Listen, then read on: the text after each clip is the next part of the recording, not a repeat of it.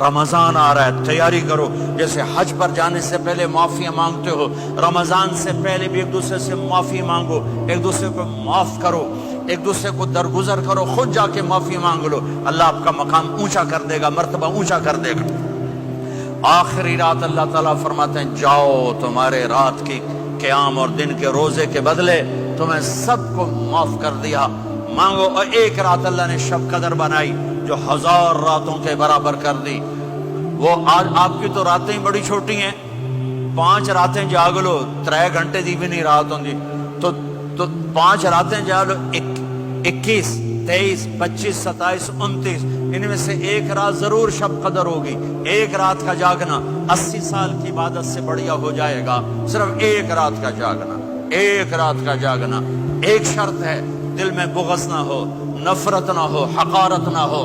کسی مسلمان کو حقیر نہ جانو، بلکہ کسی انسان کو حقیر نہ جانو، تو آپ کی بندگی اللہ کی بارگاہ میں پہنچ کر آپ کے مقام کو اونچا کر دیں گی.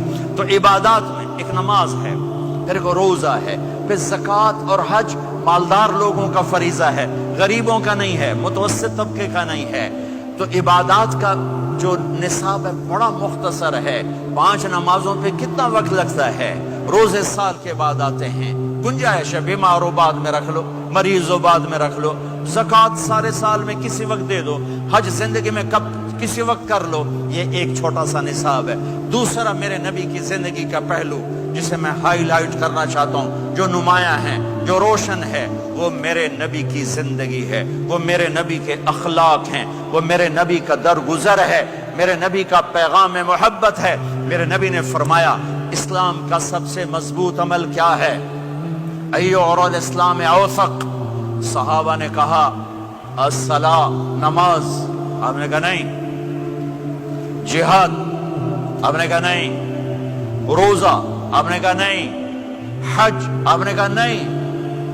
اسلام کا سب سے مضبوط عمل کیا ہے؟ صحابہ. نماز. جی نہیں. جہاد نہیں. روزہ نہیں. حج نہیں. اچھا یا رسول اللہ پھر کیا ہے؟ سنو غور سے، توجہ سے. میرے نبی نے فرمایا اسلام کا سب سے مضبوط عمل آپس میں محبت کرنا ہے. اللہ کے لیے محبت کرنا ہے، اللہ کے لیے محبت کرنا ہے، اللہ کے لیے محبت کرنا ہے. اسلام پیغام محبت ہے. میرے نبی کی زندگی محبت کی پوری تصویر ہے. کسی سے نفرت نہیں، بغض اللہ کے لیے، محبت اللہ کے لیے. یہ اسلام کا سب سے مضبوط عمل ہے. میرے بھائیوں، میری بہنوں، اب دور دراز جگہ میں ہو، اب آپ یہیں کے، جن کے پاس پاسپورٹ ہیں وہ یہیں کے شہری ہیں. یہ آپ کا دیس ہے، یہ آپ کا وطن ہے. اسے محبت سے بھرو. پاکستان کی نفرتیں یہاں نہ زندہ کرو، ہندوستان کی نفرتیں، بنگال کی نفرتیں یہاں مت زندہ کرو. آپس میں امت بن کے رہو، مذہب کے نام پہ مت لڑو. یورپ میں یہ آگ لگی ہوئی ہے. میں بہت عرصے کے بعد آیا ہوں، مجھے نہیں پتا کہ یہاں مذہبی نفرت ہے یا نہیں ہے، لیکن چونکہ یورپ میں بہت دفعہ جانا ہوتا ہے، ہر سال ہوتا ہے، وہاں یہ جھگڑے، نفرتیں، ہماری مسجد تمہاری مسجد، ان کے پیچھے نماز نہیں، ان کے پیچھے نماز نہیں، یہ تو مسلمان ہی نہیں، یہ تو گستاخ رسول ہیں، یہ وہابی ہیں، یہ کافر ہیں. دیکھو میں ہاتھ جوڑتا ہوں، امت بن کے رہو، امت بن کے رہو، مومن بن کے رہو، مسلم بن کے رہو، مومنہ بن کے رہو، مسلمہ بن کے رہو. اختلاف رائے کو برداشت کرو. یہاں چاند کے مسئلے میں اختلاف ہوتا ہے، روزے کے ٹائم میں اختلاف ہوتا ہے. علماء سے کہتا ہوں اس اختلاف کو مٹھاؤ، جس میں سہولت ہو سارے وہ لے لو.